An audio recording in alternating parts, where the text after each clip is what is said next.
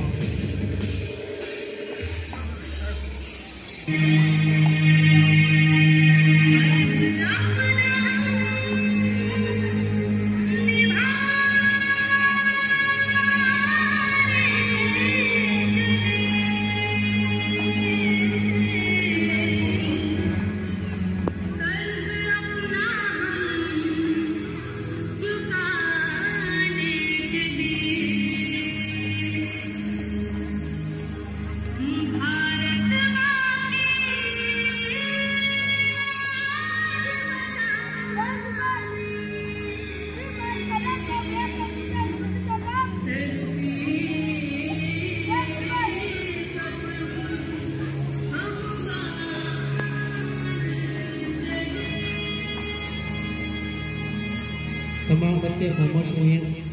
Parade की कामयाब अंजाम दही के लिए बहुत बहुत मुबारकबाद, बहुत बहुत शुक्रिया।